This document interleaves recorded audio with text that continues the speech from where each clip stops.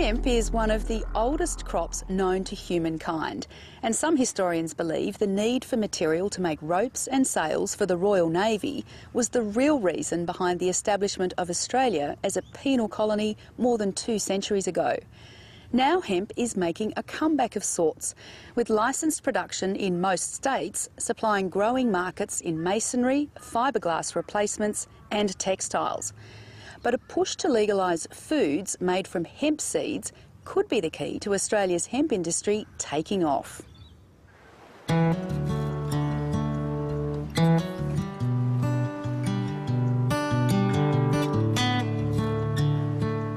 At Ashford, in the New England region of New South Wales, they used to grow tobacco on the verdant plains of the Severn River.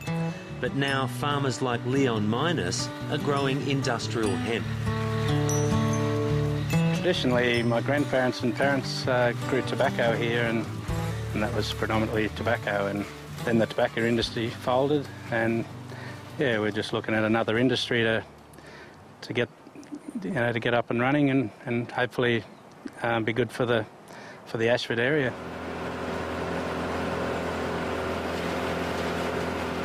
With his wife Connie, they're growing about 6 hectares of hemp under licence, providing hurd for a growing market in masonry material for building.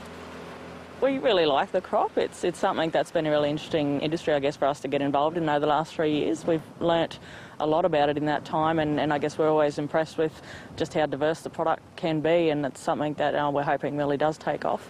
As far as just the farming side of it goes, that we find it, because we've previously just grown lucerne here, that it's less time consuming, it uses a lot less water, so there's a lot of benefits to that side of it as well. Even if it needs irrigation, hemp uses about 1/3 of the water needed to grow lucerne, and its low-cost benefits extend well beyond water savings. This crop was planted about 90 days ago. It's about 4 metres tall and is ready for harvest now. It's planted in beautiful alluvial soil, and there used to be free-range pigs running in this paddock. But other than that, there have been no inputs at all. No fertiliser, no pesticides, no herbicides, no fungicides, not even irrigation, just sunshine and rain. And the returns are attractive too. Industry advocates reckon a crop like this could fetch about $1,500 a tonne when its raw material is separated. So the farmer is getting $500 for their herd, $500 for their fines, and then additionally they can get $500 for the short bast. And the short bast is something that can be fed into the fiberglass industry very readily. So its major market in Europe is in the automobile industry.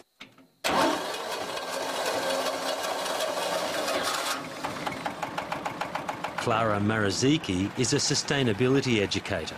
She runs the Australian Hemp Masonry Company and has developed an award-winning formula for converting hemp hurd into a carbon-sequestering building material. This is actually a carbon sink. So it's harvested carbon out of the air in the field that's been chopped up, and it's being put into this lime-based material and then locked up in that. So it's literally carbon locked into a wall. Once the material sets, it undergoes carbonisation or petrification and continues to soak up carbon. When we talk about Australia not being ready for a low-carbon future, we are actually ideally poised for a low-carbon future. This is probably one of the most powerful resources that we have available to us, and one of the most powerful tools we have for addressing carbon. And so we've got this equation. We've got, a huge impact from just, if I only talk about the building sector, 40% of our carbon footprint in Australia from building. If we replace that, that's something that's immediately been addressed. This prototype building is at Mountain View near Nimbin in the Northern Rivers of New South Wales. It's cheap, easy to build and has high thermal qualities and energy efficiency. But just coming home and smelling it again is great, makes you feel like you're doing something for Mother Nature. Aboriginal community elder Liz Johnson says it's a perfect fit for remote Aboriginal communities. I've searched a long time for what I think is a culturally appropriate building material for Aboriginal people. Since the change of cultures in our country, Aboriginal people have been imposed upon so far as building is concerned. And traditionally we lived in healthy living conditions. And all my life I've built houses out of different things. I've lived in different houses, and I've seen the health of Aboriginal people deteriorate with the houses that are built specially for public housing. So I'm hoping that with our venture into the hemp housing that we'll be able to influence regional governments and eventually the federal government with a prototype of this sort of house. Hemp is one of the oldest and most versatile crops in existence and was the world's most ubiquitous textile fibre before the invention of the cotton gin in the American South in the 19th century. It's still grown for fabric making, but until now, the process of separating the bast fibre from the stem has been expensive and burdened by archaic technology. You cannot do anything with hemp until you have separated the hurd from the fibre. The fibre is in the bark on the outside, the hurd is the woody pith in the middle. Victorian inventor Adrian Clark is working on a decortication machine which can process hemp in the field. It produces material that can be adapted to existing cotton spinning technology, and Mr Clark says its potential is revolutionary. Our method, theoretically, you could cut it today and be spinning it tomorrow, and we recover over 90% of the fibre. But we do it in a way that will spin in cotton machinery. They're making advances with cotton spinning machinery every day. Billions of dollars get spent on improving the cotton spinning. So we link into the most modern technology out of the oldest technology. We bring more fibre per hectare and we bring a better fibre. And it's not stained, it can be spun and dyed just like cotton. And most of the goods you'll see around in the hemp shops is actually a blend of cotton and hemp, so it gets the benefit of both. This particular machine is just a prototype, but its Australian inventor thinks it could revolutionise textile production throughout the world. So it'll be a drivable machine? It'll be a drivable machine that harvests, and what comes out the back will be ready to go straight into a cotton system. The BBC showed interest in Adrian Clark's invention after he moved to England 12 years ago when licensed hemp production was stopped in Victoria. Now that it's resumed, he's returned to Australia with a refined device that can fit onto a tractor. We have developed a decorticator that is very small and very efficient, and it was actually designed to go inside a harvester so that the harvester immediately feeds it into the decorticator and separates the fibre from the hurd as it's going through. He's now seeking investors, but says the biggest boost to Australia's fledgling hemp industry would be to follow the lead of countries like Britain, Canada and the United States and legalise hemp food. To deny Australians the right to eat these very healthy foods and use the oil is just quite ridiculous. I can go into Sainsbury's or Tesco in London and buy hemp spaghetti, hemp salad dressing, hemp ice cream, hemp soaps. The foods are just there, hemp breads. It's all just there. And you can't buy it here. You can't consume it here. Food Standards Australia and New Zealand has recently recommended that hemp seed foods be made legal in Australia, and this is now being considered by a ministerial council. It comes a decade after a similar recommendation was rejected. Food Standards Australia and New Zealand found there would be no public health and safety concerns with hemp as a food product. New Zealand accepted the advice, but the Howard government rejected it.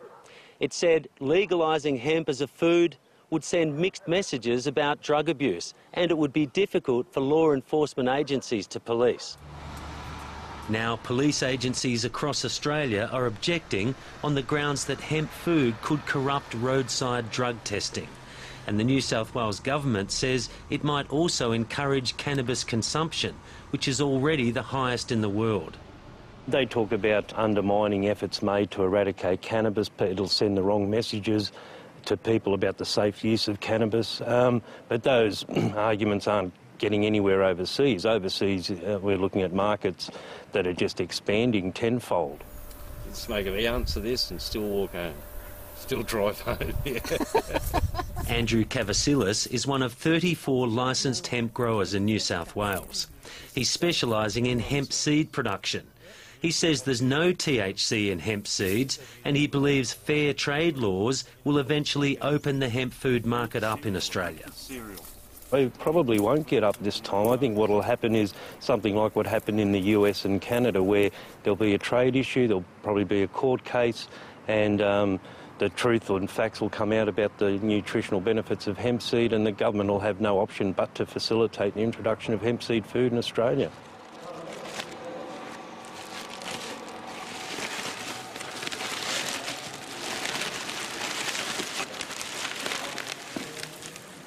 That's a seed, Stuart. Yeah, what sort of germinations do you look at?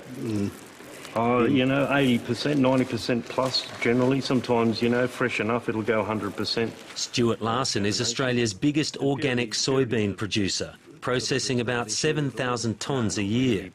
At his new stock feed and biochar facility at Malangani in the northern rivers of New South Wales, Mr Larson has been working with local hemp growers. He believes there's huge potential for broadacre hemp seed production if the government legalises hemp foods. You know, we can't take it any further until basically that happens. I mean, we can do the trial areas and the growing of the crop and even the methodology of how we do that, but we need that tick for it to happen. If we look at what the world says we're going to have a food shortage in years to come, I mean, it's a crop we can grow well here, it appears, and it's suited to this environment as well. And I guess our interest is in taking it to a commercial crop, in that using standard equipment that we're using now in growing soy, and also to be a rotation with soy, in soy being a nitrogen crop, and the N level for growing food-grade hemp is certainly a plus. Even on a small scale like this, the economics of hemp seed are impressive. Andrew Cavasilis says a 1 hectare crop will yield about 1.5 tonnes of seed worth up to $6,000. Well, that's what keeps my enthusiasm up, because it is a high potential plant. As a broadacre crop, it integrates well into what farmers are doing anyway. And when you're growing a crop that, you know, in effect can produce oil at the same quality as fish oil in terms of its omega ratios, yeah, why wouldn't you be going for it? I think what happens is people haven't got a grasp of the full facts, and politically, I don't think there's any votes for any politician to say that, you know, our kids should be eating hemp foods. At Ashford, Connie Minus is hoping to integrate her fat lamb production with hemp growing, but under her current licence conditions, this is forbidden. We're personally interested in being able to use it as fodder for the stock, because we grow lucerne and hemp here, and hemp being so high in protein, we're really interested in being able to combine the two and make pellets and chaff available for stock, and we believe that they'll do really well on that for fat lambs that we've got at the moment. We're really keen to try that, but we can't do that until the government basically, you know, approves the use of hemp as a human consumption, which you know, has been approved in many other parts around the world. Hemp growers are strictly monitored, and their crops are tested regularly to ensure they have low THC levels. But growers say there's an imbalance between compliance and technical advice and support. For instance, in New South Wales, the hemp issue is being handled by Invasive Species Department of the New South Wales Department of Primary Industries. That's a department that's in the business of eradicating plants, not fostering an industry to catch on to what the rest of the world is doing. In compliance and regulation, yeah, they'll be out there, they'll be testing your plants, they'll tell you what you can't do, but in terms of any support to make representations to the Minister, it's just not there. The New South Wales Government says it's planning a roundtable meeting with the hemp industry's major players in the coming months to formulate a strategic plan. Leon Minus says it's the kind of support that could create a thriving local industry and see Ashford prosper again as it did during the heyday of the tobacco industry. Obviously we need to promote it in the area and get the community on board and, you know, the other farmers to be able to have enough crops and that growing to cater for the market, and eventually get a processing plant of some sort in Ashford so we can create some employment for the future and for the town and sort of turn things around. We've lost a lot of industry, lost the coal mine and the power station, tobacco industry, so it's basically a retirement village. Old people are good, but we need some young people too, and we'll need to be able to keep them around if they have the will to stay.